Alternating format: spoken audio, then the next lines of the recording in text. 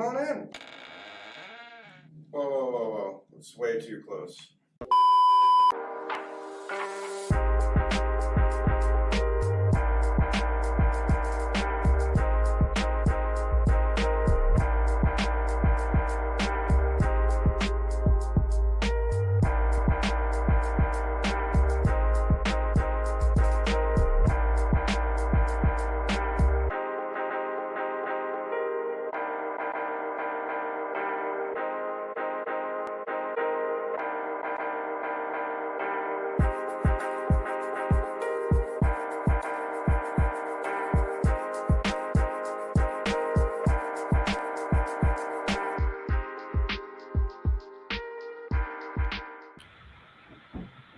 All right, we're live. How's it going, Jeremy? How you doing, Sour Jade? It's going good. How are you, Daniel? I'm pretty good. So we're starting to still see people fill in. I think we're gonna give it another minute or so. Let people get in here. I know the draft's on tonight, so we've got some heavy competition. But I think we'll be all right. Cool. Yeah. So today, as everybody knows, we got a couple of special guests on. We have Chef Brooke Williamson, who we are doing a few new collabs with. We've done a few in the past with her. We have Andrew Murray from Andrew Murray Vineyards, where we actually use some of their grapes for some of our projects. And then we have Casey Thompson, who's another Top Chef contestant.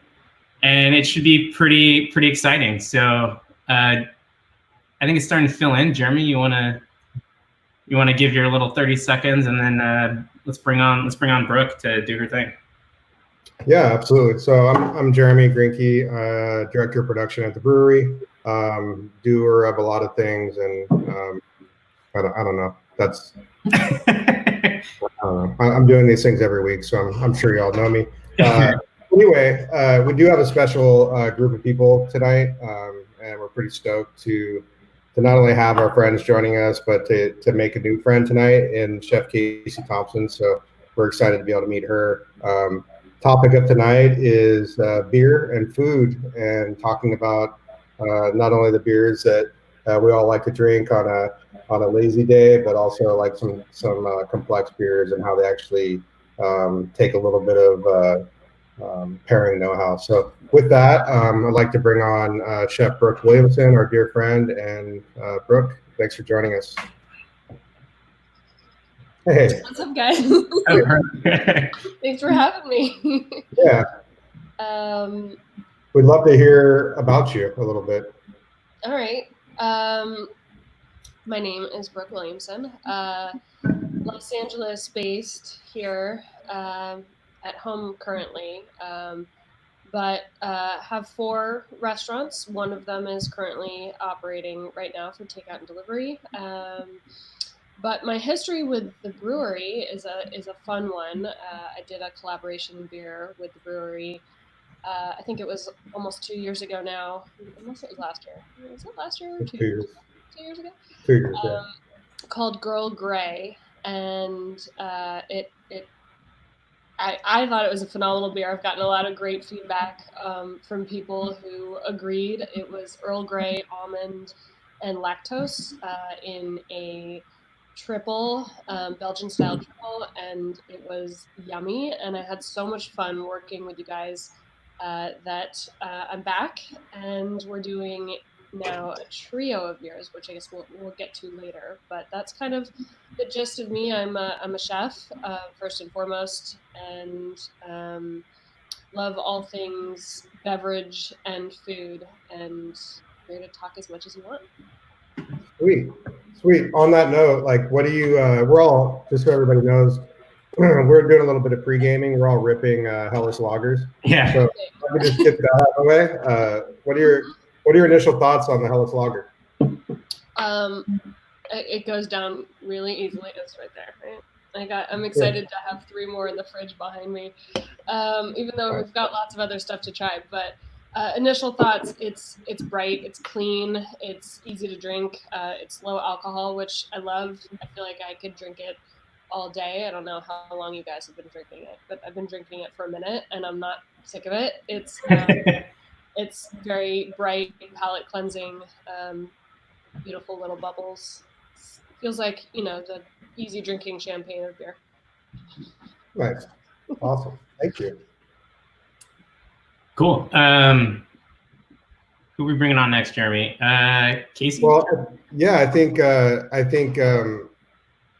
love to have like Brooke introduce Andrew Murray, if that's good. She's the one who introduced him to me. And he's quickly become a friend of not only mine, but of ours. So yeah, Brooke, can you tell us a little bit about Andrew? For sure. Andrew Murray is someone that I can say I've known longer than almost anyone in this industry, in the restaurant industry / wine industry.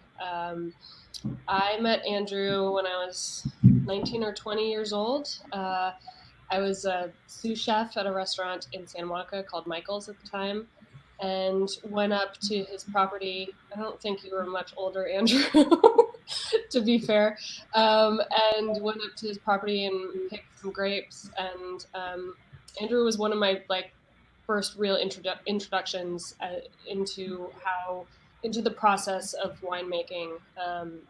Impressed by what you've done with your career and everything in the industry that you've done from a really young age. He was kind of the prodigy of winemaking, and we thought it would be a really great partnership to do a wine beer, a hybrid with his grapes. So we went up there and checked out what was going on. It was a really warm day when we went up there. It was hot. It was so hot. But yeah, and we've kept in touch over the years. We did an event in Montana this not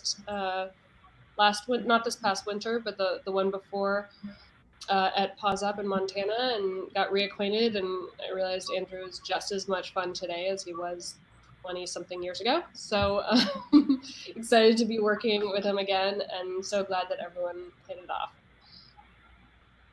Yeah, it looks like Andrew might be having some technical difficulties. Are we losing him? I'm here. It's just I have no idea why today my internet decides to do this to me. It's super embarrassing. Well, at least we can hear you. We can hear you. We just can't see you. Glitched. Yeah. Can you tell us a little bit about your journey, Andrew? I know we sat at your vineyard on a lovely picnic table with a fantastic lunch that you provided. Absolutely loved it. And I got to hear a good amount of your story. Do you think you could share with the viewers how you got to where you got? Yeah. Can you guys hear me every once in a while? We're clear, man. You sound good. Oh man, it sucks. Well, I want to thank you, Brooke, for that awesome intro. You're a total badass. So it's stoked when you guys asked me to come up with some grapes for this project. It's near and dear to my heart. But I've been lucky enough to be working with Rhone varieties up here in Santa Ynez Valley in Santa Barbara County since 1990. And it's all I've ever done. It's all I know how to do. It's literally put wine in bottle today. Luckily, we're in essential business, so we're staying alive right now. But yeah, it's winemaking is all I know. I started when I was just 18. I went over to Australia, did an internship.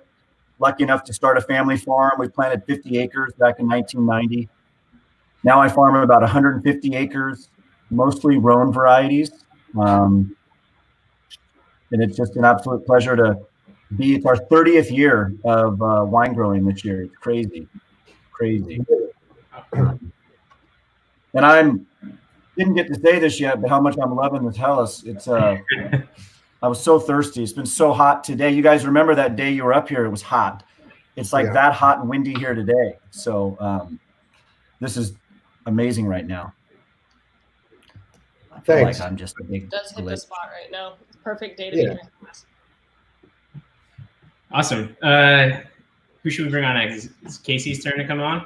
It's Casey's turn. Casey's turn. Who's introducing Casey? All right, let's see. Bring her on. Hello. I'm just over here drinking, what'd you say, Brooke? Like a fine champagne. I mean, I feel like there's another beer that's labeled as the champagne of beers, but this feels like... This is the California equivalent sparkling wine of So good. It's delicious. Hi, guys. Thanks for having me on, and Brooke for inviting me. I guess you need an introduction, right? Do I? Guys, this is like you should be introduced, right? So this is when these guys at the brewery said, "Hey, do you want to invite a friend to happy hour?" I said, "Yeah, I have a friend. I have a friend, just one."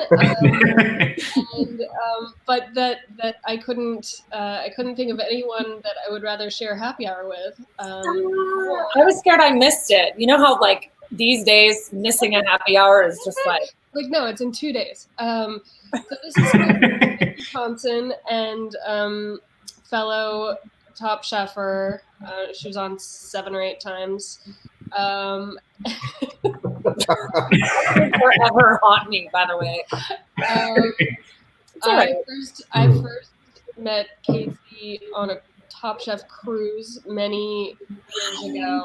Ooh, Like 7 years ago. Cruises, that's a fun buzzword these days. On a cruise. And then we competed with each other on Top Chef season 14. But I will say that Casey Thompson is one of the best things I got out of doing Top Chef, and one of my closest friends. And so I'm excited that she's here. So welcome. Love you. Thank you. I'm super excited. One, I know that you definitely have done this collaboration for a couple years now, and you're way well more versed in beer than I am. My other half makes wine, so I just kind of I'm one of those. I just kind of stick into a lane and stay there, like the fast lane. But I am excited to I want to learn some things today. I definitely feel like I know how to pair food with booze, but I want to learn some things. I'm going to take it up a level today. I'm going to learn some things about beer. So I'm excited to be a part. So you did a tequila tasting last week, right? Okay. And tequila. All right. 2 lanes. The fast lane and the one next to it. That's it. I'm not getting in the slow lane. Can't ask me to. All right. So, tequila. I do know how to pair that. Wine and vodka, but I don't think that counts. That's everything plays in vodka. That's right. Oh, someone's drinking Earl Grey. That's awesome. Cheers. They are drinking Earl Grey.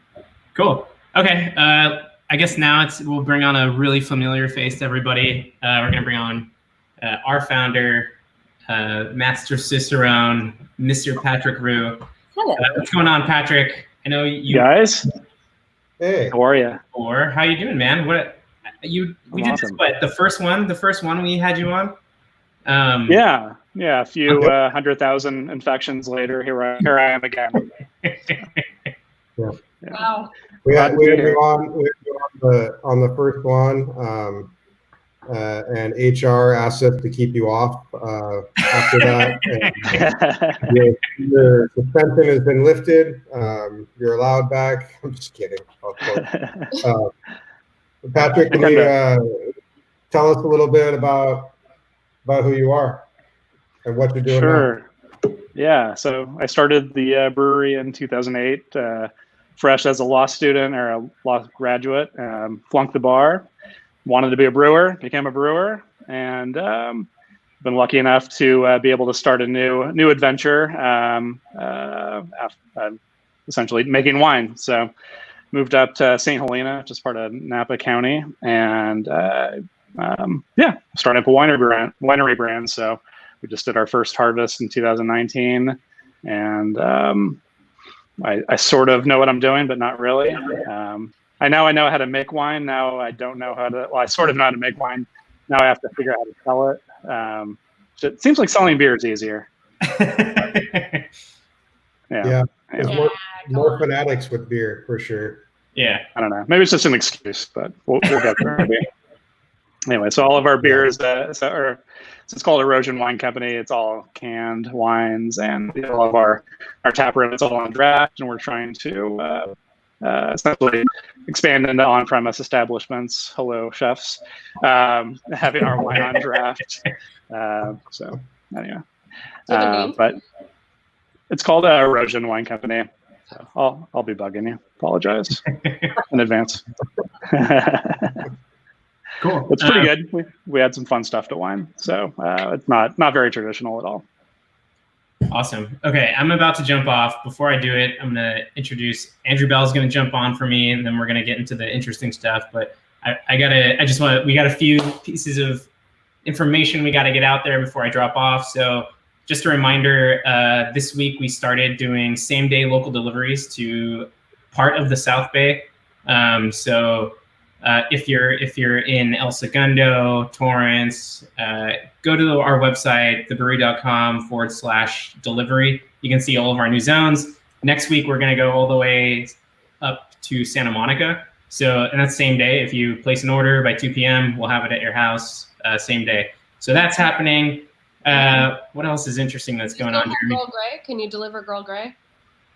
You know what? I'm sure Connor's watching. Connor would know that. Connor, let us know if we can get some Girl Grey delivered. I was saying because a lot of people are asking.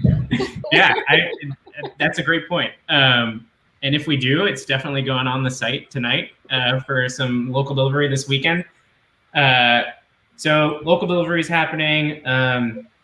We have some really fun new beers coming out for members in just a couple of weeks. So just remember to read your emails. There's a lot of important information in there. And yeah, that's the big piece is we're delivering. So I'm going to jump off. I'm going to bring Andrew Bell on. A lot of you know him, and I'll see you guys later. So bye, Daniel. Miss you. Bye. Good to see you, Andrew Blitch Murray. Yeah. Where did I pull off? Middle of Blitch Murray. Most of the people watching know Andrew Bell as innovation manager, experimental brewer at the brewery. So there's his intro. Instead of letting him tell you who he is and what his favorite beer is, I thought we'd just ask him to go ahead and share his ideas on where the perfect place to enjoy a Helles lager would be for each of the panelists. In other words, the question would be, where would Brooke enjoy a Helles lager, and then where would Casey enjoy it? So that's a hard question. I know you're familiar with everybody, so let's hear what you tell us. Oh, Brooke, let's go somewhere, anywhere but quarantine. Right? Yeah, I was about to say this might be hard considering I've just met Andrew and Casey. So I'm going to start with Andrew. I'm guessing Helles would taste pretty good after bottling off some wine or after harvest. That seems like a pretty good time to drink some Helles.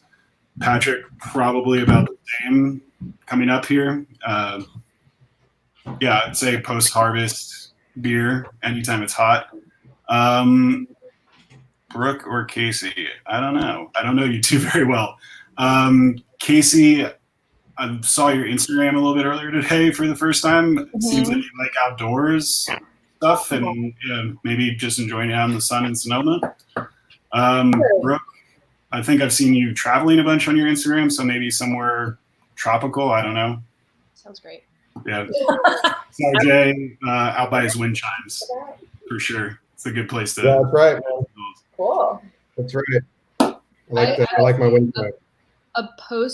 This is a perfect post-service beer, like post-busy service. Hot as hell, sweaty as hell, and you're just like nothing heavy or cloying, bubbles. Oh, please, that's showers, all of it.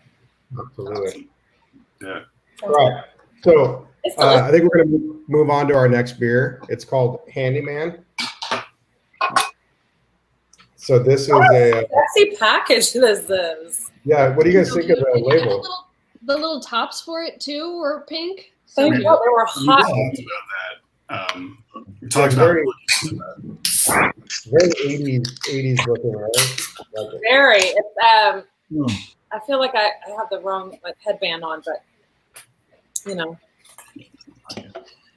Do you guys question into the glass? You just pour straight on, or is there a tilt action? Or you want a little bit of tilt? More like this.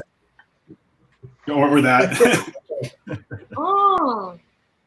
Ooh, lemon. Bang. Wait, are All right, so this is a drinking this, or are we the only ones drinking this? Do people at home have this beer? Yeah, we sold a pack to people who wanted to buy what we were drinking and drink along. And then there's a lot of members of ours that already have this beer. And then there's a lot of people that'll hopefully hear that we all like the beer and will go try it themselves. This is a Tarot beer, right? Phenomenal. So Pardon, good. Brooke? This is a Tarot beer. Yeah. It is, yeah. So this is a wild and funky sour beer. So this is a sour saison or slightly tart saison. It's aged on Buddha hand citron. So I'm sure you guys are familiar with Buddha hand, right? So it's aged on that. So not a lot of juicy flavor from citrus, just zesty flavor. And then it's dry hopped with New Zealand hops. It's got 2 different hops in it. It's got New Zealand Cascade and New Zealand Nelson as well. So dry hopped, sour saison with a little bit of citrus. Really complex beer. Really good. I love the blossom. When I read blossom, I was like, oh, yes, that is lovely. So that's a fun beer. So Right.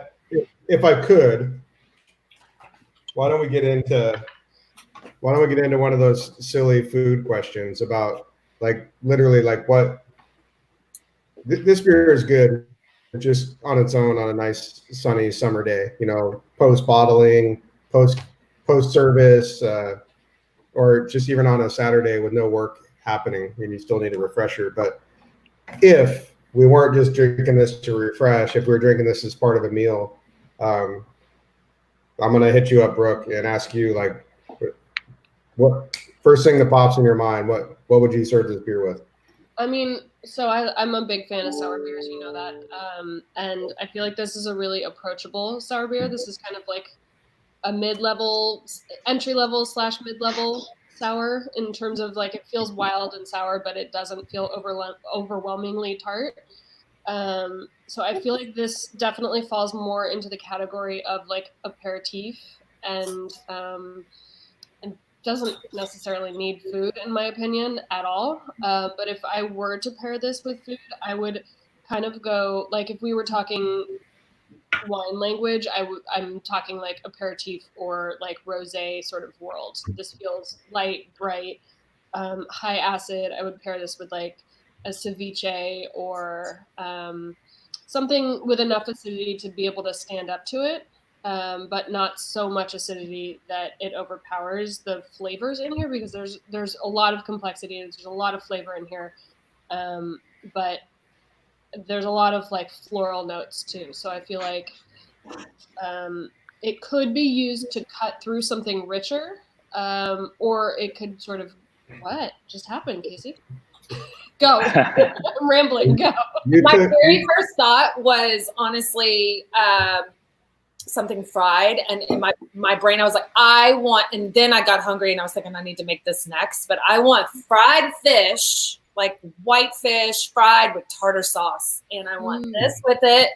Damn. Crunchy, straight up delicious fried fish, tempura battered, whatever the hell, and then I want this. I would want this over you know how people love champagne and oysters, that kind of rich cuts the acidity sort of thing. But what if they were fried oysters, a po' boy? Oh my god! Or a lobster, a buttered lobster roll. I'm so hungry. Yeah. Now we're all hungry. Yeah, hearing the chefs I would talk go the about seafood route with this because I feel like this screams for seafood. But Same. yeah, no, I agree. Something richer and this would perfect. Rich but light, you know what I mean? You said ceviche. When you said ceviche, I was same. I was thinking fish, but also something that sort of greasy fried. Maybe not greasy, but you know what I mean, crispy, delicious. Mm-hmm. Yum. Okay, I love this. And somebody said in the comments, pour this over ice. Is that a thing, or is that it can be. If you want it to be a thing. Yeah. Would you make Yeah. bring this in? What are those slushies that you guys serve in the tasting room? What are they called? Those slushy Brusicles. Crucicles, the yeah. musicals? Yeah. Yeah. Usually those get weird when you get them cold. It screws up with the acid and residual sweetness. So beers like this end up tasting really sharp when you freeze them. We typically see we need a little bit more residual sugar to make the flavors work well when it's frozen. And I noticed ideal serving temp, 45 degrees. That's like a little out of the fridge, right? Yeah. It's like perfect right now. Yeah, maybe this would be a good question for Patrick. Patrick, what could you tell us about the serving temp? Like, why would 45 be appropriate for this beer? Brooke. Oftentimes when you take a beer out of the fridge, like the Hella is right out of the fridge, is like the perfect temperature. It's, meant to be a really refreshing beer.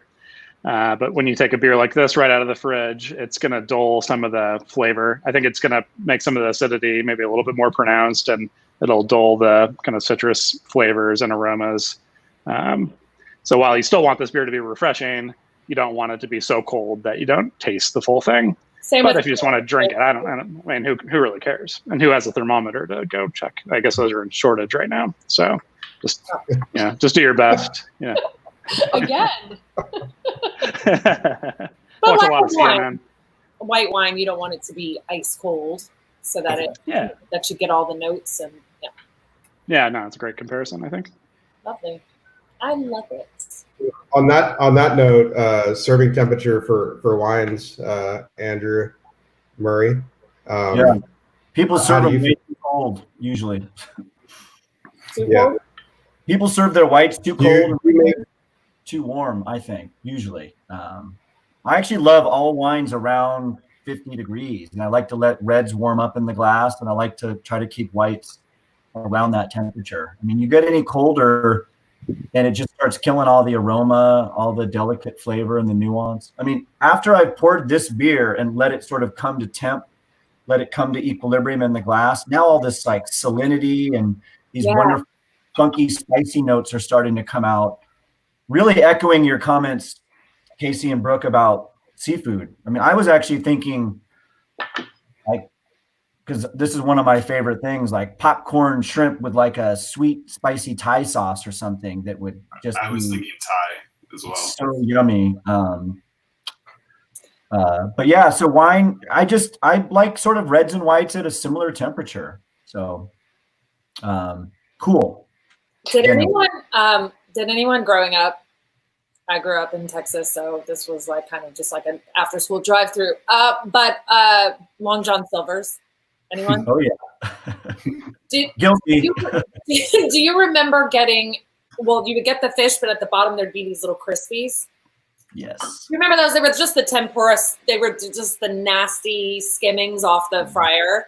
Well, tempura is being really generous about what that was. That was like fried chitlins down at the bottom. If I had some of those right now, though, I would crush them. They tasted That like. would be really good. That salt would be just like soak this beer up too. So. Ooh, I just want shrimp tempura right You said popcorn shrimp, and I was like, Long John Silver's.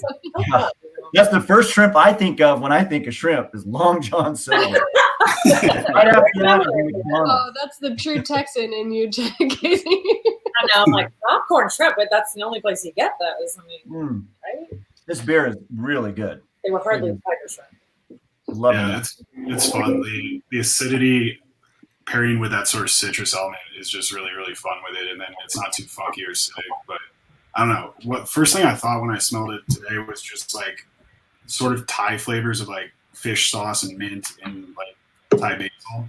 But I don't know if it really has like I don't know if it can really stand up to anything too Spicy. too spicy. That'd be my one concern. But yeah, like a crudo or sashimi or ceviche, I think that would be pretty boss.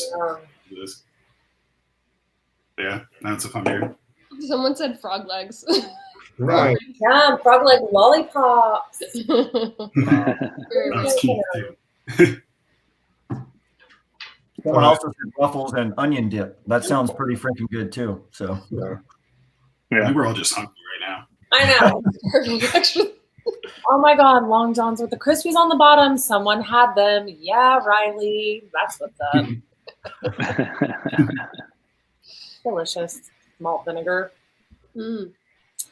Okay.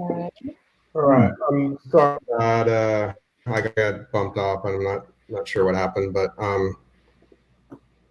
Well, was question up there. you hit your bandwidth limit. Yeah, I think this is a good way for you to get the brewery to pay for your internet connection at home. Yeah. Actually, unfortunately, there's only one option in my little neighborhood. So they really got us. It's ridiculous. Yeah. But DC store does deliver. There's that question. So we got that. Keith Pamelia says frog legs, right? No, not doing it. Okay. So what I'm thinking is we move into the next beer, Rhone Blanc. I'm hoping people have it chilled. I think this is kind of leaning in towards what we did this past year with Chef Brooke and Andrew Murray, grapes sourced out of the Central Coast, out of a couple really nice vineyards that Andrew helped us get into, as well as Grenache Blanc. I believe that's the estate vineyard that you farmed. Is that correct, Andrew? Yes. Yeah. So, and I think you guys saw a little promo video of Brooke and Andrew and I in the vineyard, and it's actually that Grenache Blanc block that we're walking. And yeah, it was a very, very hot day, and vines were shutting down, right, Andrew? Like the leaves were quitting, the desiccation was happening. Like it was late. It was time, right? Maybe a little too long, but it was perfect. Yeah. Perfect. Damn, this beer is perfect. It's complex. Do you guys grab that? I'm gonna grab a bottle real quick. Is this a single serving? Yeah. It could be. Not. That is definitely Montana style, Casey. There are no rules there. Don't We think all so. know. Yeah. This is a bit more. I mean, actually, apparently there are rules. No, there are rules there. If you don't abide by them, you don't get invited back. Oh, wow. Did you find a rule? Oh yeah. I found It, like blatantly told the rules, there are limits. but there are limits. Oh, man. Lordy, apparently. Amazing, need to stop. Okay, I just would like to, if everybody could just focus on the comments for a second. There's a lot of Long John Silver's fans out there. I felt Maria. Collaboration. I feel supported now. So thank you. You need a straw, Casey? Yes, I do, Paul. Thank you. Right. So Rhone Blanc is about 2 years old now. It was produced in 2018. So grapes harvested in 2017. And this was a small project we did. It was all open top, open puncheon fermentation. So a puncheon is a very, very large wooden wine barrel, 132 gallons, whereas a standard wine barrel is between 58 and 60 gallons. So a little bit more than twice the size. Big romantic looking barrel. If you come to the Brewery Teru tasting room, you'll see them all there in the tasting room. But open top. So these were barrels that had failed us in the past. We ended up taking one of the heads off and using them as open top fermenters. This beer is made with Roussanne grapes and Viognier grapes that are actually from Camp 4 Vineyard, which is not very far from Andrew Murray's spot. One of his neighbors and farmed by who is it? Is it Central Coast Vineyard Care? Coastal Vineyard Care. Coastal Vineyard Care, that's right. Farmed by those guys and owned by the Chumash Reservation. So actually fruit that I worked with years and years ago when I was a winemaker, and got a really screaming deal on fruit for this beer. But basically, it's a long line of beer that we've been making at the brewery for years. The white wine beers or white wine beer hybrids are kind of near and dear to all of our hearts, and they drink really well, and they're I think a lot of times more expressive and more expressive closer to a wine than a lot of the red hybrids we make. Although we've made some big strides on the reds as well. But anyway, when Brooke and I were talking about upcoming beer and wanting to do a wine beer hybrid. One of the things we both focused in on really quickly is both of our loves for Rhone varietals. I just, you drink what you like, and you happen to, a lot of times you make what you like. When I was making wine, I was drawn towards Rhone varietals because that's what I was drinking at home. When I would drink, Viognier was the first white wine I ever liked, and it came from Zacca Mesa, which is interesting because there's Zacca Mesa Viognier in our upcoming project. But anyway, long story short, white wines lend themselves really well to hybridizing with beer. Brooke and I's love of Rhone wines is what brought Andrew's name into the conversation that we were having. Andrew's celebrating his 30th year now in winemaking. I didn't know about him 30 years ago, but I certainly knew about him 20 years ago. And it is pretty cool to be able to work together. But basically, when we were concepting that wine, that beer, when we were concepting that beer, I was kind of telling Brooke, this is what we're driving for. So the difference between this and what we're working on for the future is actually more of a concept that was driven to. So it's a stainless steel ferment that was then aged in barrels, where this is an open top, natural, native ferment. So with the upcoming project, it was a little more concepted. So all that being said, this is a wild, funky beer. And I'd love to hear what you guys have to say about it. Tasting awesome. Can I go first? I dig it. Has more oak than I remember. Yeah, I know there's a lot of vanilla in there for sure. I was kind of surprised by that. Yeah. But it's interesting. Roussanne I'll get a little wine nerdy since that's all I really know about. Roussanne is a variety that pairs beautifully with oak.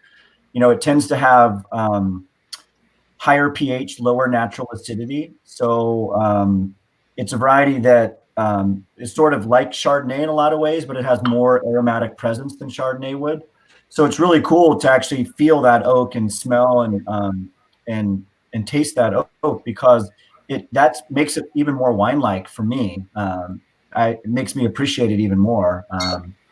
There's some great, expressive wines from very famous, oh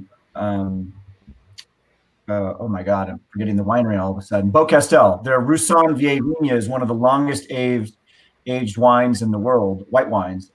Fabulously expensive, pre-phylloxera dated, but they age that wine in mostly new oak. And over time, that oak just starts to integrate and become part of it. And I feel like that's going to happen with this beer as well. So it might be showing a little bit of oak now, but maybe as it continues to evolve, it will blend into the beer even more. But I think it's fun and delicious because of those oak notes. It's super fun going from even a sour beer straight to a hybrid beer. You really do sort of smell the aromatics of the grapes first, I think. That's kind of what I get out of this beer first and foremost is the wine side of it. And it smells like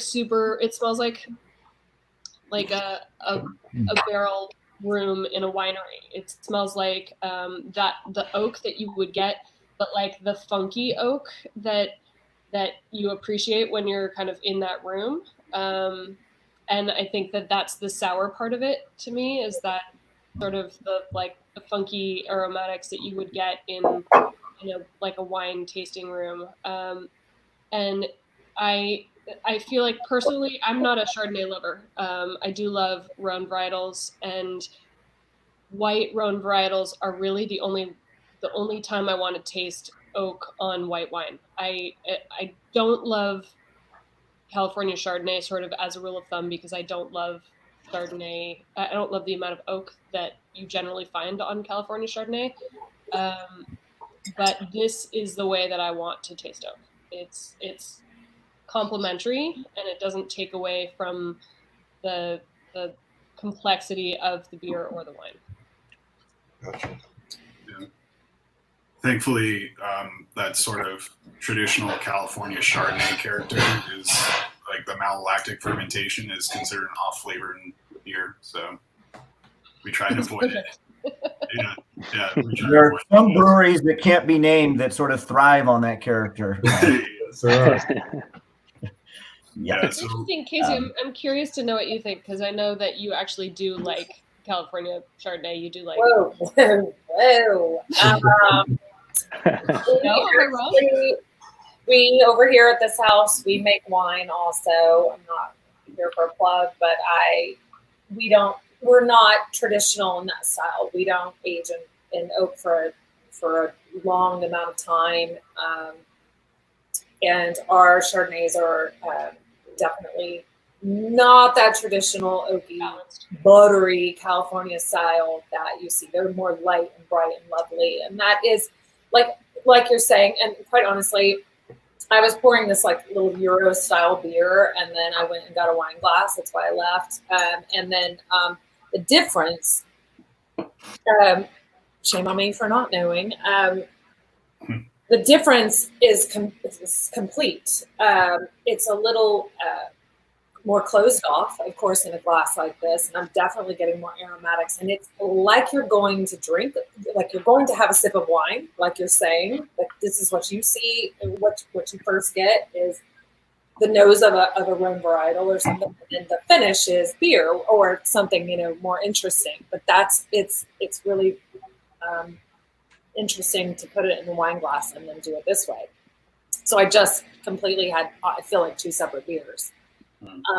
And it's lovely. It's fun. And it, like I said, it's like you're going to have a sip of wine and then it finishes without the sugars of a wine finish. And you get these tart, beautiful notes of something totally different, which is awesome. And it's not shy in alcohol, but you don't taste that. yeah, no, it's well, Was it 9? No, that's a wine almost. yeah, 12 and a half.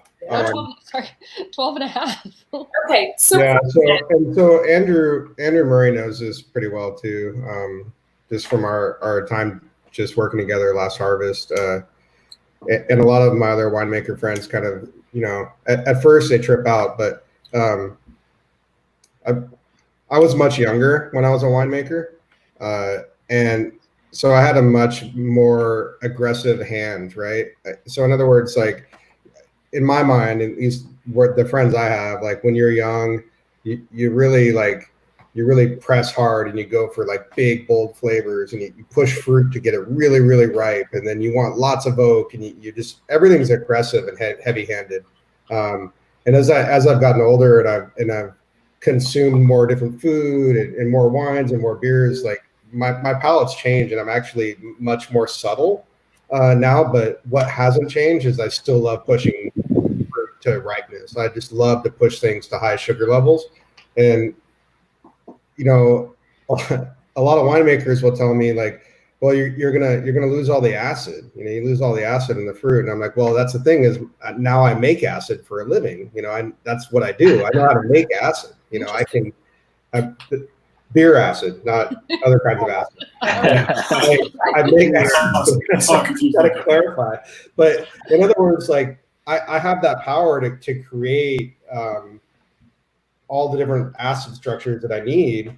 So I don't really need it in the fruit, but what I do need in the fruit is the sugar, because the sugar is the part that I can't reproduce. I mean, I could technically, but that's not the way I make wine.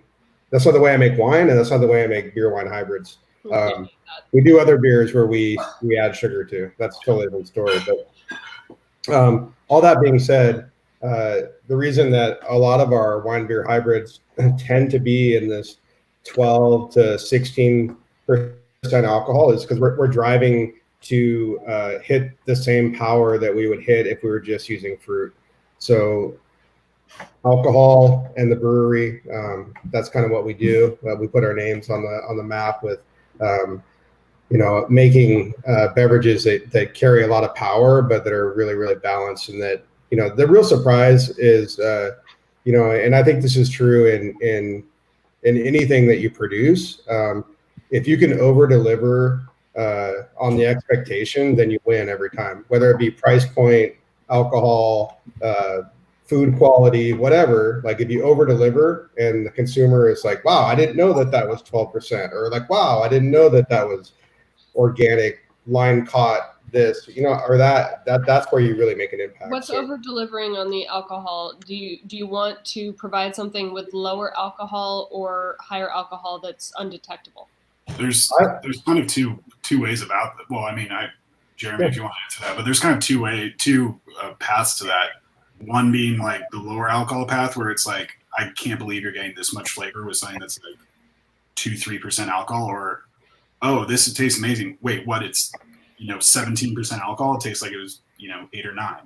Whoa. So yeah, so there's two different ways of going about it, but I think it kind of comes down to being like breaking your expectations of what either like a thin watery beer would be, or oh, this doesn't hit you over the head with alcohol, and just still delivering flavor either way. Yeah. I have a question just because I don't know the answer, but so say I'm just this actually doesn't apply to me, but okay, so say I was gonna go open a drink and then I didn't maybe want to have this much beer.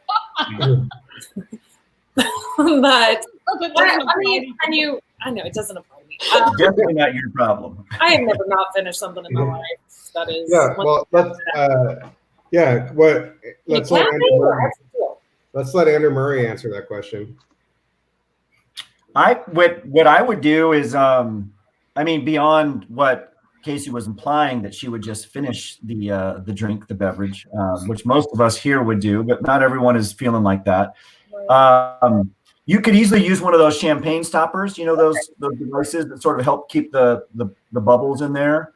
Put it back in your fridge, keep it really, really cold. That keeps the CO2 in solution back in the beer itself. And then it should, drink relatively fresh within a day or two after that, I think. It's definitely easier to close up a bottle beer than a can of beer, obviously. So yeah. Natty Light does not apply. I look at it like just like I look at wine. There was a time, again, going back to when I was younger, that I was under the impression that if I opened something, I needed to finish it, and I'm no longer there. I generally do finish it because I'm insatiable, but I don't have to, because there's a whole education coming tomorrow if you actually do stop or something, right? So whether it be a bottle of wine or a bottle of beer, if you leave it overnight and it's taken care of, it's not oxidizing on purpose. In other words, you did put a cork back in it, or you tried to do something. There's something to learn tomorrow, that you're going to see how that wine or that beer held up over a day. Some of them fall apart super quick. Some of them don't. Some of them are really tight in structure and hold really well. And then, when you go to taste it, and if it doesn't agree with you and you're like, not as good today as it was tomorrow. Well, I would think Casey and Brooke, you should know better than anybody. Like, well, you can still cook with it, you still have something there you can use. I also think that, and especially having tried beers at the brewery that don't have carbonation added to them yet, that sometimes beers show in a really interesting way when they are lacking in carbonation. So the next day, sometimes you might taste things that you didn't taste the first day because of the lack of carbonation. Yeah, totally agree. All right. You guys want to try the next beer? We'll really get into it. The big chocolate. Does it have chocolate in it? Yeah, well, cacao. Yeah. Cacao. Cacao. Cacao. Cacao.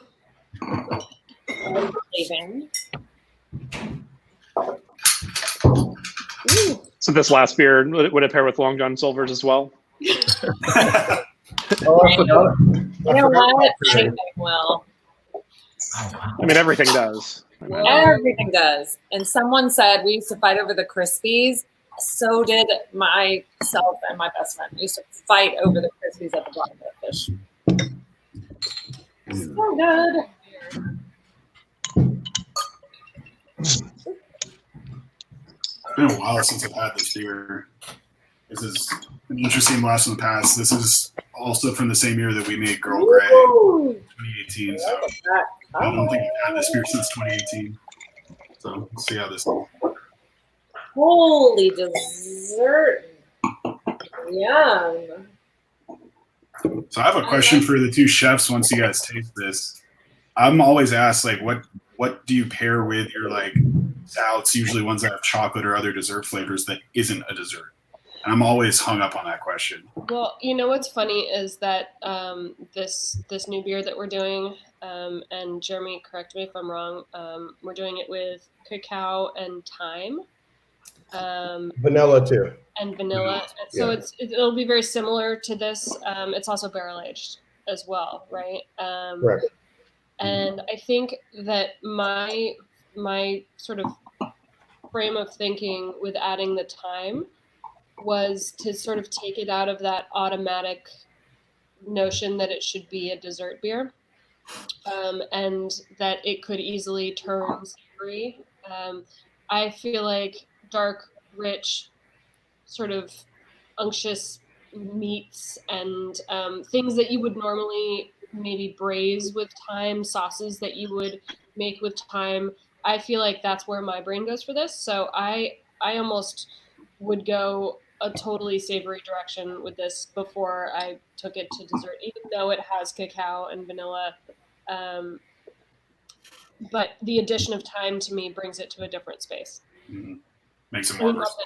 Not that we're drinking that right now, but Yeah. but I'm just saying, like, I think that my brain doesn't automatically. I think I love to see beers implemented in terms of pairings in ways that you wouldn't expect or anticipate. Well, like, Yeah. I don't go, like, I could not see myself right now having, like, pot de creme with this. I think that would be way, way, way over the top. That's not, you know, exactly what I see here. But I think I'm getting what you're saying, Brooke, about, like, if say it were a stew or something like that, that would lend itself to the little bit of chocolate or something to that sort of level. It would pair so well. And then the thyme being that savory sort of trick in your brain aspect of it would be lovely. Yeah, that's one of the reasons that we picked this beer tonight, because this kind of falls into the last beer, Rhum Blanc, kind of falls into the direction we're going with the wine beer collab with Brooke and Andrew. And I think this beer kind of falls into, it's a little bit hotter. I think it's 11.5. I think we're kind of targeting 10.5 to 11, just a little bit lower. But it's a little bit warm, a little bit hotter, but we'll get a little bit lower on ABV, and then it'll still have the cacao and vanilla just like this. And then the question is, like, how do we pull back the cacao a little bit? I think it needs to be pulled back a little bit to make a little bit more room for the herbal note, because we want them to be subtle enough. And correct me if I'm wrong, Brooke, but I mean, you can get balance in several different ways, right? And you can get, like, super aggressive with everything and try to balance it with aggressive dosing, or you could just be subtle and let things play. And I think that's where we're trying to get a little bit more reserved with chocolate, a little bit more reserved with vanilla. High quality ingredients, so we want to make sure that it's really high quality cacao, high quality vanilla, but then the thyme, we sent some samples earlier this week.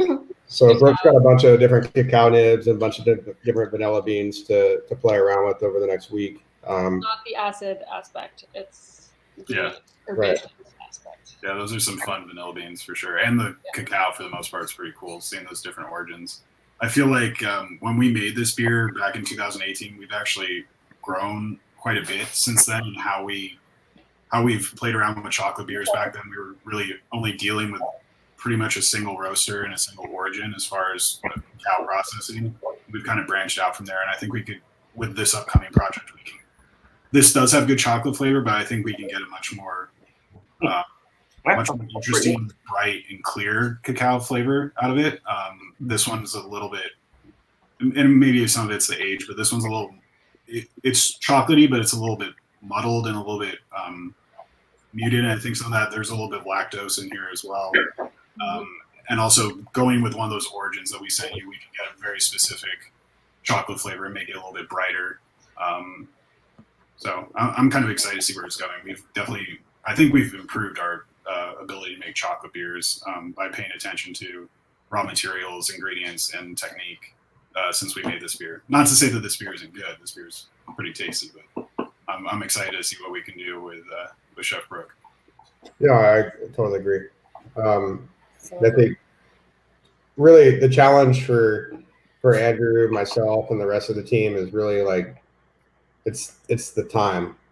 Like how are we going to dial that in to be correct, and perfect. So I think there are also different flavors and elements and aromatics that you're going to get at different temperatures. If you're talking temperatures, there are certain temperatures that I think that will showcase certain flavors better than others, right? I mean, you get that in wine a lot, right, Andrew? Like you'll get certain aromatics at one temperature and totally different at another. Absolutely, yeah. And yes, I just can't wait to see that chocolate with that savory element. That sort of, it's like whether rosemary, thyme. I mean, thyme is one of my favorite fresh herbs. So I can't imagine that with chocolate. I think that's going to be amazing. So, going to be brilliant. Actually, I think that's a really good question, Brooke. So you were speaking specifically of serving temperature, right? Yeah. So what about extraction temperature? I thought you were talking about extraction temperature. Sorry. I was talking about serving temperature, but the extraction temperature is actually really interesting because the flavor of fresh thyme or the aromatics of fresh thyme are totally different than they are of cooked thyme. And I would love to see the thyme be the element of freshness in the beer, rather than be like the element of meld into the element of richness. Because I think you get the richness from all of the other elements of the beer, but I think the thyme is the opportunity to showcase the freshness. Good. Yeah, we can do that. That's what I wanted to hear. You haven't put it in there yet? Well, no, because getting it late in the process, really allows you the opportunity to dial it. Whereas early in the process, you can dial it in perfectly, but it takes a lot of work and a lot of trialing on a small pilot type system to figure out where that actual point is. So I think. And I have 3 different types of thyme growing in my garden right now, and I'm completely overgrown. So remind me to give you something to throw into that. Absolutely. Completely overgrowing. Okay. Any other thoughts on this beer and maybe any kind of pairing ideas, anything like that? You know what I'm craving, chefs? Like chicken mole tacos with like pickled onions or something to sort of fight through the sweetness and the chocolatiness factor, but something that is similar, but also that contrast. And that would be heaven right now. Or pork, like something a little bit fatty, but then you need the acidity to cut through that. But because I love those chocolate notes you might get in mole. Somebody was talking about smoked meats, and actually I made some smoked turkey legs the other night that I feel like this would go really, really well with. Yeah. Maybe even like a coffee rub or something, that's got some of those real toasty burnt notes. Similar. Yeah. I had This beer is a meal, though. It is. Yeah, it's chewy. It's thick. I forgot that it had lactose in it until Andrew mentioned it, which is it's partially what's providing that mouthfeel, the little thickness you got on there. Mm-hmm. That was actually one of the things that I loved most about Girl Grey is the way that it felt Yeah. with the lactose. I think the lactose kind of it's in the aromatics too. You can get it in the aromatics there. Creamy, milky. Yeah. How do you get that in beer? Can you promote that? How do you get that in beer? Do you promote that? I mean, it's natural. Right? There's a couple ways, but we get in lactose powders, and we usually use it hot side in the boil to get it to incorporate well. And lactose is only partially, very little actually, in fact, fermentable by the yeast strains that we use. So we use it mostly we do use it for some like creamy flavors, but it's mostly a texture, residual sugar aid. So there's a couple different ways of building residual sugar in beer, and lactose is one that's pretty common, but it does come with a little bit of like a dairy creaminess to it. And I think the vanilla is accentuating that a little bit more. Vanilla seems to just be a pairing partner for either chocolate, or if you're trying to make something taste like milky dairy, vanilla seems to emphasize that. So. I'm sorry, the addition of the frog's legs in every beer. Yeah, you just keep Everybody coming in. wants mole, frog legs, and so much. I want spice. This right here, that's it. I feel like it's a soothing, calming sort of sip to have after a spicy night. I live in NorCal, so it's for me. But like I feel like spice. This is a tamer, but in a beautiful way. Mole being a beautiful, spicy in a different way, you know. But it could be ramped up a little bit. You're ramped up. I'm getting ramped up. Like, I always get the flush at the end of these. Yeah, me too. It's only 2 like 11 or 12% beers back to back. It's fine. I know. I'm like, what do I do? Like, Yeah. Anybody else have any comments? You should have seen it last week. It was bad. there So- more? OBP beers. So I feel like we've talked about a couple of these collab beers with Brooke. Just once again, the name of the collab series is Provisions with Chef Brooke. We have 3 beers we're working on. We talked about the Vine. That's the Grenache Blanc Viognier wine beer hybrid collaboration with Brooke and Andrew Murray. We've now talked about the Spice, which is coming up. That's going to be a barrel-aged stout with cacao, vanilla, and thyme. And then we have one more beer that we're not really tasting or talking about tonight, but it's going to be a really excellent triple that'll be coming out. As you guys know, Brooks has a restaurant called The Triple, but on top of that, she's always told us that her favorite beer style is triple, which is why we did the Girl Grey to begin with. So we have a Huckleberry triple that will come out as well as part of that series. It's going to be called the Berry. So really simple names for all that, but they're provisional names, right? Huckleberry Triple is also her middle name. What was that, Casey? Wait, is that like a game that you play to find? Huckleberry Triple is her middle name. I like it. Oh, I thought it was her hair color. And that's the hair. I did that just for the beer. But anyway, that's going to be a very straightforward triple ale fermented with huckleberries. Be a really pretty beer in a glass and a beautiful beer to drink as well. So that'll be the 3rd beer in the series. So we have Provisions with Chef Brooke, the Vine, the Spice, and the Berry. So all that being said, I'd love to. Daniel is kind of manning the switchboards, if you will, or the background.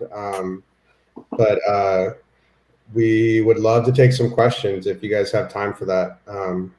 Would that be okay with y'all? Fine by I'll me. be your Huckleberry. There you go. Love that. One of the best. Such a good movie. Oh, Lordy. Such a good movie. I'm really excited about that triple. I know, shocking, right? That I'm excited for the triple, but if you guys don't know of the triple, which is specifically the restaurant that I'm talking about, my restaurant called the Triple, it's spelled like the beer, TRIPEL, and people always call it the triple or the tripel, and then I just say no, like the beer, and then a lot of people that doesn't really resonate with a lot of people anyway. But it's a beer bar basically. We have beers, lots of beers on draft, and my personal favorite style of beer is a triple. Again, why we did the Girl Grey as a triple style, but I'm really excited about the Huckleberry in the triple. I feel like the two will go hand in hand, and again, it will be absolutely stunning, sort of the color of my hair. Huckleberry Triple. Absolutely. Huckleberry triple. Full you guys disclosure. see the might question down there from Jonathan White? He's asking, is it sacrilege to ask if you'd cook with leftover beer? And if so, or actually if not, what would you cook? Short ribs. I mean, it depends on the beer, right? This one. Yeah. This one. Shepherd's pie. Love making like a gravy with the beer, cooking the beer. It's great. Damn. Nothing too bitter. Would make a great ice cream too. Someone asked above, my husband, I did see that. My husband wants to know what to pair with chicken tikka masala. IPA. Yeah, that's Definite IPA, but I didn't know out of these, what would you? That would be my choice. Is there one? That Yeah. yummy, super. Sure, Brooke. yeah, They're pretty good. Yeah, the with the house would get hops. overwhelmed. The other two are too intense. So I'd say probably that of these Frog's four. legs. Frog legs. I was thinking. Spicy frog. Only frog legs. You guys see there's a new question from Terrence. What would be good to marinate steak in? I did see that. Would be, For marinate steak in a beer. yeah, would any beer other than a sour beer maybe? Yeah, I wouldn't do a sour beer for sure. No. No, it would be something more like this. I feel like this is close to like a Colby or, something that you'd want to sort of have that sort of sugary, vinegary, Yeah, I was thinking Korean barbecue. Actually, would be. right? Nice. Yeah. What's up, Terrence? He's number one of Erosion, so I gotta say hi to Terrence. You got it. Marinate steaks with a coffee stout porter. Samesies, right? I mean, ish. But like This is not a porter. This is not a porter. They're similar styles. It's a stout, but I mean, stouts and porters there's kind of a gray area. And it's almost a marketing brewer thing about whether you call one or one the other. Historically, I'm sure Patrick could talk about this. Depends on like the roast bill, but they're very much linked styles. So Jonathan White wants to know exclusively a question for Patrick. What's your favorite chocolate? Wow, that's tough. I'm partial to Cho. We've done so much work with them on the beer side that I definitely gravitate towards their chocolate. And do they make a Papua New Guinea one? They have one that's almost tastes like booze a little bit. It's more like extra fermented sort of cacao. I always find it really interesting. So I don't know if it's exactly Papua New Guinea, but they make one that tastes like booze, and I kind of like that because I just like booze. No, it's just very complex, and it's sort of the least chocolate-like of a 90% cacao sort of chocolate. Fair enough. Where's where's Owen Wilson? Yeah, he's not on this week. We got this guy on YouTube named Owen Wilson. I don't think it's a real Owen Wilson, but I'm not used to Could be. Could be. Ooh, question. Doubt it. But What's your favorite beer wine hybrid you've ever made? Oof. Where's that question? There we go. Oh, there it is. Just There in. it is. Brewery dudes. Bourgogne Noir. Okay, that's And I didn't make that. The guy who asked the question made that. Yeah, what do you got, Patrick? I'm partial to Yaunt. Just felt like that was the first one that I was like, oh shit, actually it came out like we wanted it to. That's cool. Yeah, Work. I would probably agree with both of those answers. I would say Yount came out the way we wanted it to, and it kind of opened up the door to some other things that maybe would have been off the table had we not had that experience. And I think Bourgogne Noir, as Andrew mentioned, is a good example of what we learned from Yount. We were able to apply to a totally different project, and we were able to make a beer that was reminiscent of a Cabernet Sauv, and we were able to make another beer that was reminiscent of a Pinot. And that's not easy to do. It's not easy to take a beer and really make it taste more like a wine than a beer. It's not easy to do, and it doesn't happen every time either. So even though we're successful on a couple of occurrences, trying to apply the same magic, that it doesn't always work that way. So those are pretty impressive. I was impressed by them. That's a good question. Is what is Andrew doing drinking beer out of a can? And my guess is that's a Andrew Bell question, not a Andrew Murray question. I mean, it was kind of going to what Casey was saying earlier, like how the beers drink as different beers. Like I'm completely fine drinking Hellas out of a can. I'll pour it in a glass too, but if I'm at home, I'm probably drinking out of a can while I'm cooking dinner. Handyman is in a can. I think it's a little bit better out of a can, but I'll drink it in a can. These other two, Handyman can. exactly. And then these other two, like, yeah, drinking this out of a bottle, you could, but you're missing everything that's going through your nose and going through your olfactories and everything retronasal. So, I mean, it depends on how cold the beer is, how complex the beer is, but a simple lager like this that you can crush, St. Patrick's Day as well. But Yeah. this I'm not missing too much. Trying. It is such a clean beer. Like I'm completely fine drinking this out of a can. The others benefit from being in a glass. So here's a question for Andrew Murray. What's the difference between a fooder and a barrel? Oh man, I think the spelling. I fight with brewers all the time about when they're like, "Oh man, I love your foeders." I'm like, "No, that's a upright tank. That's a French oak barrel." Right. I don't exactly know. The French have really interesting names for their barrels. There's a traditional 59 or 225 liter barrel is called like a la pièce, a piece. And they get punch-ins, they get other names after that. But foeder is a German word, is it not? Flemish, I thought. Oh, okay. Well, Same thing. same thing. I learned French growing up. I don't know Flemish, Dutch, or German. So, but I think they're like the same thing, just a different way, just different countries' way of describing them. So. Yeah. I feel like in the U.S., anything above a punch-in kind of gets classified. Anything that's like a piece of furniture that you can't move with a forklift, that's a fooder. Even for wine. Say what? Patrick, Even not for wine, no, more for okay, beer. got it. Yeah, I would agree with that. But for wine, it starts to become oak upright tanks or Right. oak tanks. But foeder's it's a fun word to say. So. All right. Question from Chris. What is the Via chef's phone. favorite beer and combo? Beer and food combo. Favorite beer and food combo?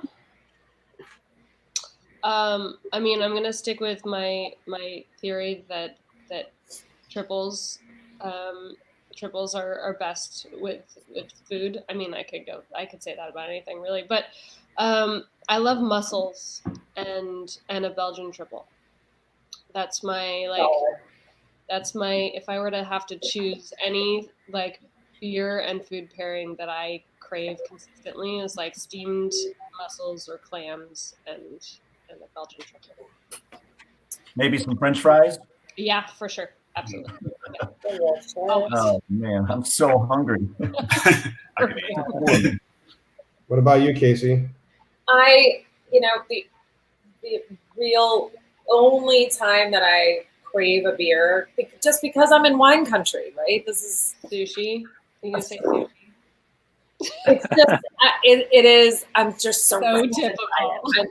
I'm in it constantly, but I feel like when I sit down to eat sushi or something Thai, actually you're absolutely correct. Is I crave kind of that little short glass of really cool beer with small bubbles. I don't like a smooth. See, I don't even know. This is like a fun listen for me, but I really like that. Easy drinking. Sapporo, easy drinking with sushi. But I'm looking for new things to expand my palate, and it's about to be summer, so I'm excited to kind of learn some new beers to go with some backyard activities, because I have a new wonderful backyard, and I can't drink wine all day. I'll tell you that much. Right. I put that out. So I like a little spritzy something. So I'm telling you, this is my new jam right here. Nice. This is something that I didn't expect. I mean, the can says wild and crazy, but then when you taste it, it's wild and crazy. Yeah. And I feel like you guys nailed the packaging and the flavor, and it's super fun. I'm looking forward to pairing it with cool new bites. Nice. Mm-hmm. I'd like to hear Chef Brooke talk about winning the Food Network tournament. I would also like to hear that, and I watched it. Did you guys watch? I watched it. I reserved myself from like hitting you up and telling you.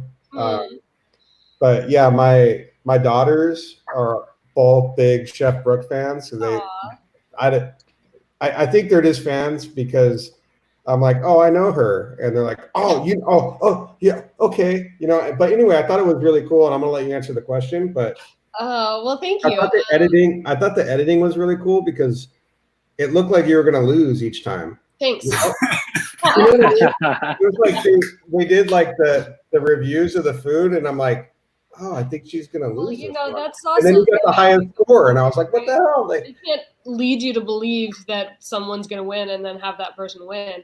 Yeah. Editing. Yeah. Chef trick. But I will say that it was one of the most fun shows I've ever been involved with, in the sense that it was really one of the most fun shows. In the sense that it was really fast paced. It was all about like the competition. It was like in Top Chef world, it was like a back-to-back quick fire scenario. And I've always found that I perform best in scenarios where I don't really good at that. Because I don't have too much time to think about it. I overthink things really easily. And so this platform was actually a great platform for me, in the sense that I didn't have time to think about anything, and I just kind of did what I thought I could do, and it worked out well. And I think that honestly, it could have been anyone's good or bad day on that show. Obviously, having a wide range of equipment and ingredient knowledge was important, because you kind of were thrown in so many different directions. But I love those scenarios where you have to kind of find a way to make things work. And I thought it was a lot of fun. It was, and I felt like it came out really entertaining. Yeah. How long did it actually take to complete? It was 5 days of shooting, and every episode was 1 day. So I shot the first day where there were like intros, and then I wasn't in the first 2 episodes, or first 2 episodes. So I actually had 2 days where I didn't shoot at all, and then I shot like Wednesday, Thursday, Friday. Yeah. And Friday I had 2 challenges in the same day, and so just what you saw is what happened every day. Yeah, it was really cool, and like I said, my girls were like super into it. It was pretty fun. I enjoyed watching it. It was a good time. Think about what for our situations, everybody right now, that wheel randomized.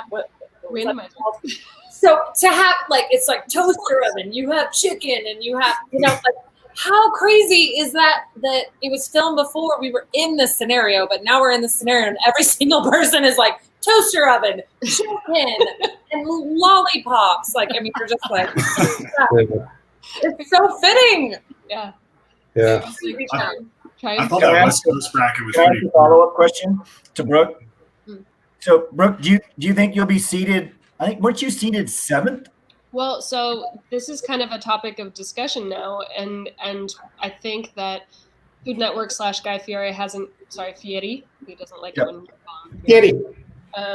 I think they're still kind of trying to figure out how to work next season, and they know that there will be a second season because the show did really well, and maybe that's because lots of people are stuck watching TV right now. But I think that it was a very entertaining show, and the lack of sports definitely didn't hurt. But they're trying to figure out. A guy actually asked me, would you prefer to compete the whole way through and just be a highest seed, or would you prefer to be dropped in the finale and have to defend the title? And I was like, are you seriously asking me if I want to like make it to the finale without having to do anything? But there is sort of a drawback. I mean, but no, aside from the air time. Some people are like, shit, I don't care. Just I want to be on every episode. No, I think in a sense, it would be really difficult to be dropped into that scenario where everyone, whoever else made it to the finale has competed back to back for 4 days straight. And I'm like just dropped in there and I kind of don't know the lay of the land. And so I don't know, I'm really torn about it.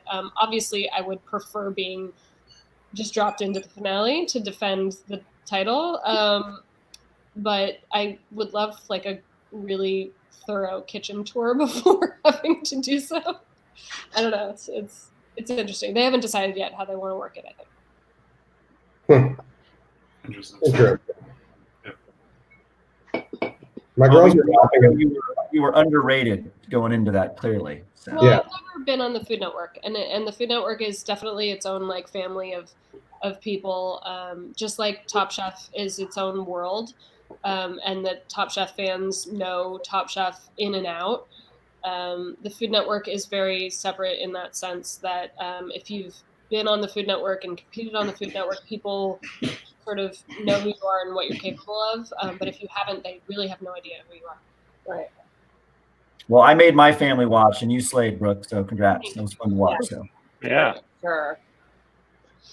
Yeah, I was saying earlier, like that West Coast bracket looked brutal compared to the East Coast, but maybe it's just because I know Top Chef people more than I know food. Well, there's a lot on the West Coast. Yeah, that was impressive. Yeah, Like, that was scary. That entire bracket on the West Coast looked intense. Antonio was probably the most. The fact that I had to go against Michael Voltaggio in round 1, I kind of just assumed I'd be out in the first round, and then when I wasn't, I was like, oh.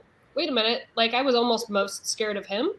And then Antonia was a whole different ballgame. Antonia is a really solid competitor and she really cares. So, and I think that honestly, the caring part is half the battle. Yeah. You made her cry. You totally made her cry. I didn't even know, and then I saw that, and I texted her. I was like, I didn't realize That's that. Not funny, but crying was because it was awful. Yeah. That shows you it wasn't fake. She wanted to win. Oh, yeah. She always wants to win. Yeah. We all cool. Always want to win. Casey, you always want to win every time you go into it. I'm just like, hey guys, what's going on? Oh wait, go. Yeah, but when you hear the word "go," there's never a moment where you're like, let's see what I can do. No, but like I am a person definitely like if there's like a little butterfly that goes by, I'm like, oh, look at there. Like I think I have ADHD, maybe a little bit. I can't focus. This is too intense. Brooke's so focused. I'm joking with people and running around and like, oh look, I can know there with this ingredient. But when you care about something, like you've helped me in several circumstances on many different occasions. You've helped me with stuff on the side, and I noticed that when you focus and when you like care about what the end result of what you're doing. You're so hyper focused and so meticulous and organized, and it's really impressive what you're. That's more my thing. I'm like, I have to get organized, and I'm not. And like, time is of the essence, and I'm like, oh, but all my things aren't organized. That's where I have issues. So competitions are tough for me. Okay, so we're standardized testings. It's fine. I turned out okay. You're great. Patrick, you want to take this question? There have been a few. Craziest beer I've ever tried, and did it work? Beers will work. I don't know. Kind of the first one. I don't know. We've done a lot of weird stuff. Gunga Galunga came to mind initially. I can't even remember what the hell is in that beer. Andrew, remember what's in that beer? It had galangal and lemongrass, and I want to say it had some kaffir lime in it as well. And then it was Brett fermented, like Brett Primary. It was a dark beer as well, like a dark saison Brett Primary with like some Thai flavors, including galangal. I'm probably butchering how you say that, but yeah. Thank you. I love you so much for knowing that. Thank you. Yeah, it was just kind of this mess of a beer that just it was a Caddyshack reference. We thought it would be, we kind of made this like Schwartz beer style out of it. So it was dark, but it wasn't too roasty. But pretty much if there was any roast in it, it would taste disgusting. I feel like it worked. It wasn't like, it hasn't changed my life, but it was fun to do. You remember putting that calf femur in that beer for the molecular gastronomy dinner, where we try to make that pho milk stout? Oh yeah, we boiled a calf femur in water for strike water. I think Tyler made that one when I wasn't around, so I didn't have any involvement in that one, so I don't own it. It was interesting.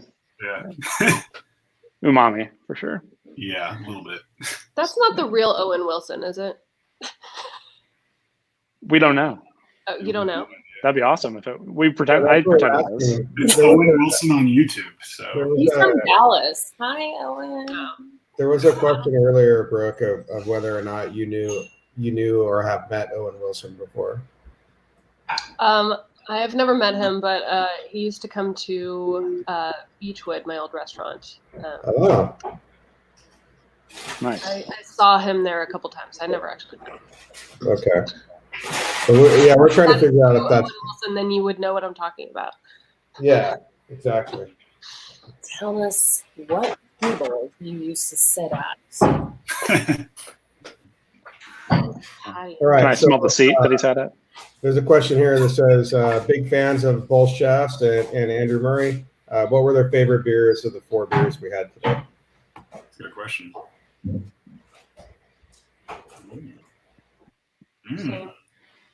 Two of those. No, I would say the same thing. It's just over there. My computer was dying. That sounded really aggressive. This was a really fun surprise. Yeah. It's I'm in love with this. Nice. Yeah, it's great. That's great. That could be a very polarizing beer, right? There's a lot going on there. So if you're not ready to think about a beer, it can be much. All right. Any last questions? I think we're gonna probably wrap this up. Anybody have anything you want to add at the end here? Who is the handyman? I know, why handyman? It says jack of all trades, but what does that mean? Well, all right. So originally, the first time we ever used Buddha Hand, we used it in a collaboration beer with a brewery out in Miami, and the name of that beer was Take My Hand, and it came from I don't know, it was one of those scary movies, like Scary Movie 2 or Scary Movie 3, with Chris Elliott in it. Do you guys remember that movie at all? Where no, he was doing like Thanksgiving dinner and he had the turkey. And all right, I don't know how to describe the scene without and stay PC at the same time. But it basically, the name was generated around that movie and about using a Buddha hand.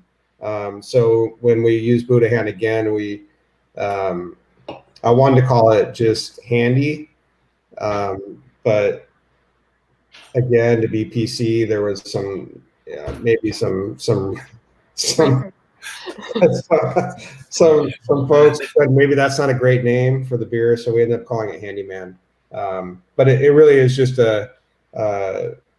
homage to the Buddha hand being used in the beer.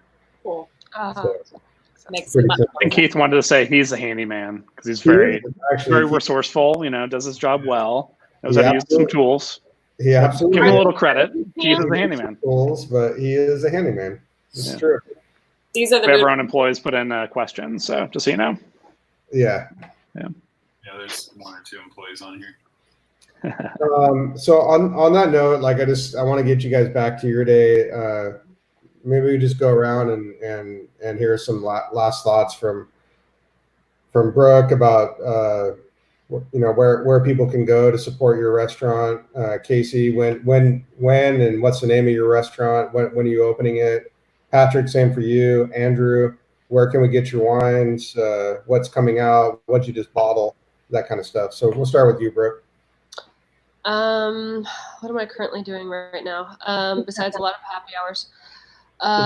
We've got Playa Provisions that is open for takeout and delivery. I was actually just about to start writing a Mother's Day special menu with a little gift package to go along with it.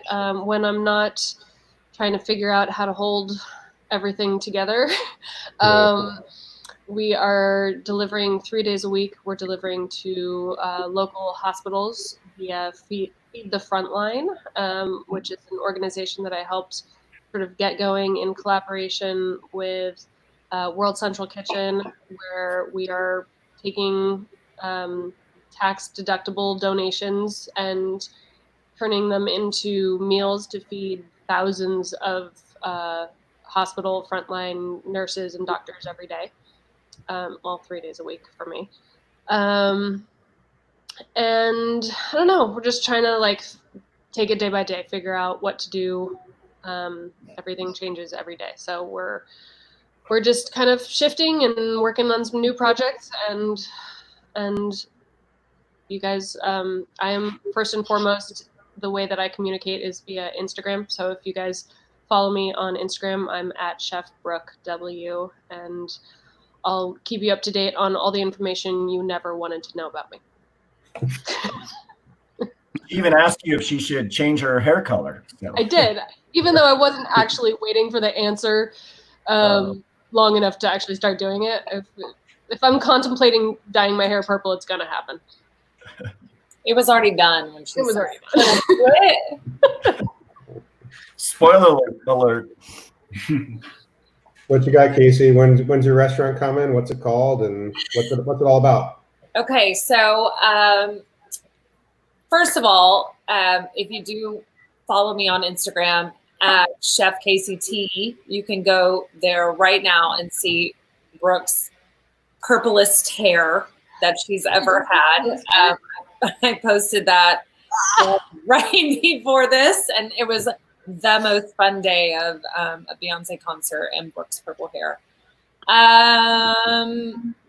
So basically, I've just literally moved our whole lives over to Sonoma. We were Napa residents for the longest time, but we moved over to Sonoma to open a restaurant, and all of that happened right before COVID.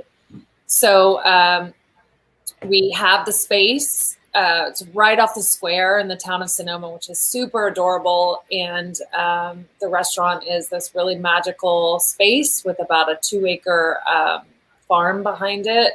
So we really wanted this whole kind of like in a cocktail, go meander through the farm and then come in and enjoy this sort of wood fire cooking. We have this whole oyster bar that goes throughout the back of the restaurant that you can sit around. So it's kind of this like fire and ice restaurant of garden to kitchen cooking. So it's called Georgette. She's a feisty, very sassy, moody gal. I don't know anybody like that, but she sort of emulates a lot of power. It was her home, and so when you dine there, you kind of feel her energy. And so we have a lot of indoor-outdoor space. We hope to open by the end of the year. We just don't know. But right now we're doing a lot of renovating to the outside of the restaurant before we begin on the inside, as construction crews can be outdoors. and working on things. So that's what we're doing. And then I'm launching soon cooking classes with Casey. I feel like taking something online is really good for us because our company is feeding the town of Sonoma free meals. So we're preparing anywhere from 100 to 200 meals a day, and we're literally packaging it up and having the community line up down the street, and they literally pull up and we hand them meals and they drive off. It's a very safe and secure situation, but it's funded literally by us, and it's free to the public and the community, and we just really are trying to keep our community well and fed. So we need to fund it. So that's why I'm doing these cooking classes. So every bit of the money will go towards that, paying our employees to continue to work and also to fund the meals. Awesome. Nice. Awesome. So Georgette, that's the name of the Georgette. Awesome. Little bitch. She's fire and ice, and that is absolutely me. And so one day she's going to shine. You know, we just have to roll with the punches. It is what it is, and we're all going to adapt. Cool. We'll look forward to trying it out. Cool. Come to Sonoma. Yeah. Thanks for having me. Yeah. What do you got, Patrick? How can we get erosion wines? Oh yeah, it's like a 3% left on my computer, so I got to talk very quickly. Sorry, I took it. So come visit in St. Helena once we are allowed to leave our houses. We're in on Main Street in downtown St. Helena. It's a very cool tasting room. Love to party with you guys. And then you can find our wine at erosion.wine or shop.erosion.wine. And we're going to release our 8-ounce cans and a 3-pack, or not 250 milliliter cans and a 3-pack in the next month or so. I guess early to mid-June. So pretty excited about that. Cool. That is exciting. Awesome. Yeah. Those will be available online then? They will be. Yeah. And we're trying to find nice people like Brooke and Casey to carry it too. But no pressure, guys. It might not be good. Yeah, the pressure comes later. Terrible time to try to sell wine to restaurants, by the way. Just not usually easy. one on the tap. So Andrew, what do you have? How can we get your wines? What do you have new? What'd you bottle today? What's coming out? I bottled our Grenache today, Estate. It's one of my favorite varieties every year. But I want to say, Casey and Brooke, it's been super inspiring to watch you ladies. You chef badasses online, feeding the front line. It's really cool. So there's a few of you guys out there doing that, and it's just super inspiring. So we took a little cue, and I actually don't know how to cook. Remember when you guys came up, I actually catered out. I love to eat, but I don't cook very well. But we're sending a bunch of wine down to frontline hospitals down in the Los Angeles area. So they'll be able to have a bottle of wine after some of their hard days of work. So we sent a pallet down to Kaiser in Baldwin Hills, where a friend of mine is a doctor, and we sent some other wine down. So we're doing a little bit. We hope that helps brighten their days because they're helping so many people right now. So, but Andrew Murray Vineyards, we've been lucky enough to stay open for curbside pickup, but I live in this tiny little slice of heaven called Los Olivos, and it's a ghost town now. It used to be really, really busy on the weekends, and now you can shoot a cannonball down the main street and you won't hurt anybody. It's sort of nice, but it's depressing at the same time. And then we're able to ship. We're shipping a lot of wine right now. Our website is andrewmurrayvineyards.com. And we're lucky enough that we get to keep making our wine. And I'm bottling tomorrow, Monday, and Tuesday. So I'm just keeping everything going, and we're farming every day. So we have an army of people working for us. So we feel blessed that we're allowed to stay in business, keep our employees hired, keep them off unemployment as long as we can. So we hope that we go back to normal, but I don't see when that's actually going to happen. So hopefully soon. We need stuff like this to get us through the unknown. We're going to get there. Yeah. I don't know anything about it, but we're gonna get there. Actually. I'm gonna keep. Yeah, I wanted to do some collaboration dinners with you guys with Chef Brooke's beers. Yeah. So I hope Yeah. I You can't know wait. what? You know what? in Maybe person. you can come up. Yeah, I'm actually glad you brought that up. So it's something I didn't even touch on at all. But you know, I said that you know, we concepted this collaboration series with Brooke, and we even named it, you know, Provisions with Chef Brooke. A lot of the reason that for the idea for that, for the naming convention, all that is because we actually want to bring these beers out to the restaurants, and we of course we want to do Brooke's restaurants, but we want to hit some other spots too. We'd love to get down to San Diego. We'd love to get up in the Bay Area. And part of that is just getting not only Brooke there, but getting Andrew there, getting one or two of us brewers there, and be able to have this communal experience. And quite honestly, that's why I do what I do. I got into wine, and since then got into beer. It's strictly a lifestyle thing. I love food. I love drinking beer and wine, and I love the way those things go together. And you generally. Generally those things are shared with other people, and that community is really part of why I do what I do.